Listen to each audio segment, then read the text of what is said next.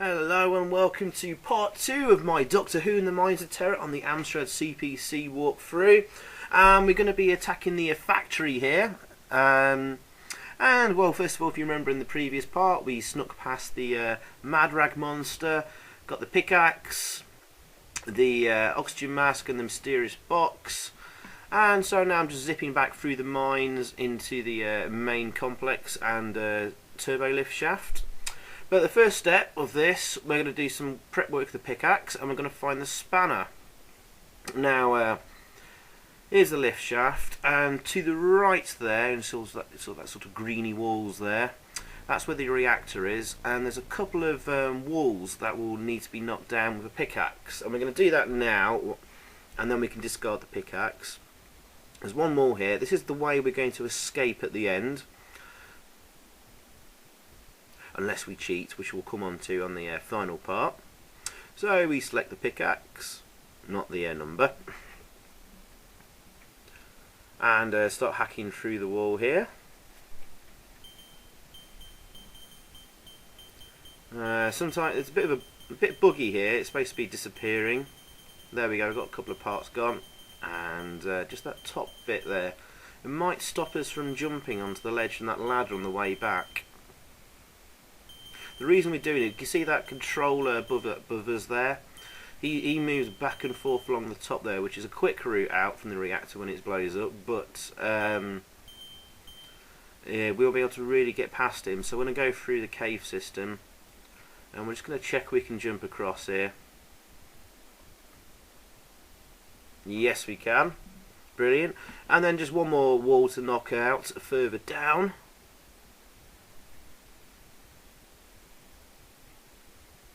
Hopefully there'll be no control there waiting for us. Good.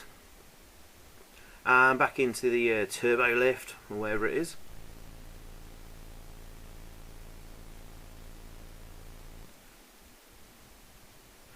Ah yes, what we're going to do is leave the pickaxe there, because if we drop down that ladder, there's no way to jump back up that ladder, and we're kind of stuck in that cave system for ages, navigating our way around.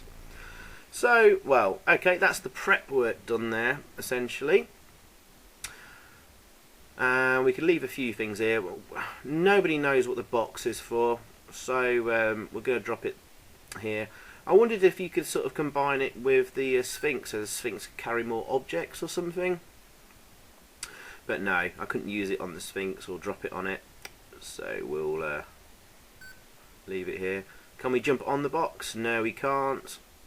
So it seems to be completely useless. Oh, I wonder actually. I wonder if it's for storing the explosives safely. Because if you drop the explosives and walk on them, they blow up and kill you. Don't know. So we're just going to now get the spanner, I believe.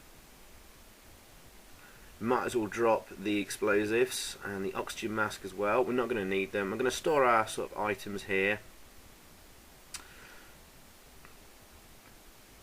And you notice I dropped the splinks as well near the box. We're going to need to pick up the splinks at some point and escape in the TARDIS with it at the end for extra points. And here's another cryostasis chamber. We're going to try and visit each cryostasis chamber because you get lots of bonus points at the end when you complete the game. So you just press L. And you can actually save the game as well to take and disc. Just press No to continue. And we're going into the sort of the factory system now. Well, those are the conveyor belts and the machinery, and you can hear it whirring away in the background there. One of the later parts will be shutting all this down, but the spanner is to be found down here. Thankfully, though, there's no controllers around this area, so we can easily get this. There's the spanner. Pick that up and we'll chuck it in our pocket. There's also another cryostasis chamber here, so we'll just visit that.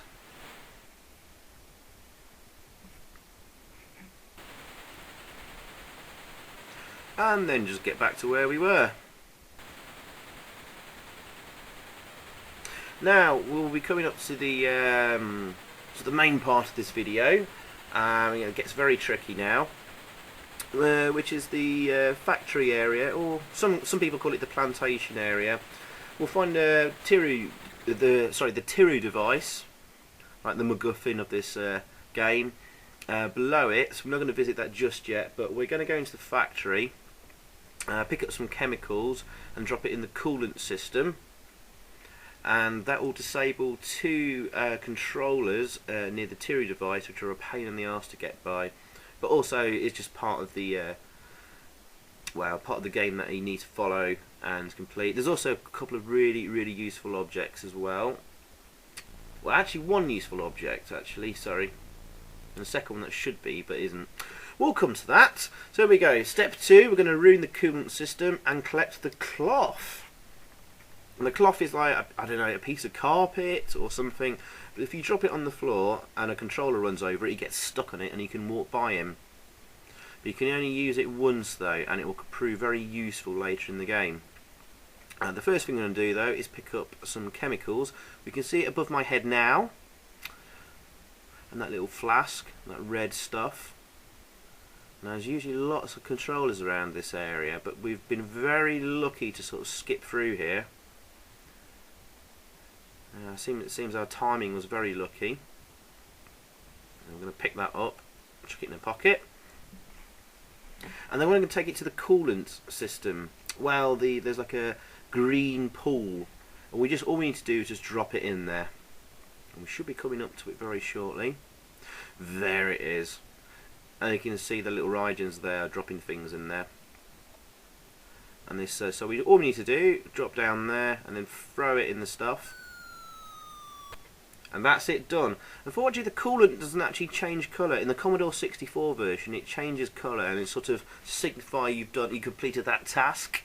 In the Amstrad version, it stays the same. So for a while, I was confused as to have I actually done this or not. And I found out later in the game I have done. So there we go. Now there's a couple of objects at the top of the factory and plantation. The cloth and this thing. Now that's a sort of a jump pad, where if you jump on it, it's supposed to spring you high up into the air. I believe it's called the anti-gravity mat. There's only one location you can use it on, which is just to the right here when you go out for an airlock. Oh, here's the cloth. This is a very important piece. That would be very useful. But yes, just to the right of this area, you can walk out onto the planet's surface. You need to use the oxygen mask and go for another gate, and then you can use the anti-gravity mat to get to a sort of higher area where the ladder's too high to climb up. But once you get up there, there's absolutely nothing there. There's absolutely nothing to do. So it's completely pointless unless someone knows otherwise. But that's the only place I've found to use the anti-gravity mat, and well, unfortunately, in the Commodore 64 version, we just need to lure this controller away so we can sneak by him, because he just patrols the bottom area there. Now, in the Commodore 64 version, getting close, the anti-gravity mat you can use anywhere in the game. So a lot of people use it to sort of cheat and sort of float up through the ceiling above you, where there may be an object you need to pick up, and the Doctor kind of gets stuck there, and he can pick up objects by sort of cheating, really. But not in the Amstrad version, and I presume in the BBC version, which is a shame. Very close to controller there, jump up the ladder. That's the airlock I was talking about, where you can go out, and in the next to the right of there you can use the anti-gravity mat to get to a high level. But there's absolutely bugger all there. So, complete waste of time. Not sure what the point of that is. It's the same in the Commodore 64 version, I think. There is a very tricky area just above that called the tower, which will be in a later part. Maybe it might play a part in that, because there's a couple of controllers that are a real pain to get by. But you can pick up detonators in the game, and they can blow up controllers apparently. But there we go, we've escaped. And that's the end of part 2, essentially, guys. We're just going to organise ourselves. We're ready for the next part, which is where we're going to get the security card and go into like the I don't know, the home of the controllers, the highly secured area. And we're just going to prepare ourselves for what we need. We'll need the spanner and the cloth for the next section. And quickly use a save point just in case, and then head right into the horizontal sort of lift, turbo lift, which will be just here, and that's it. So that's it, guys. Thanks for watching, and we'll see you on part 3. Cheers, bye.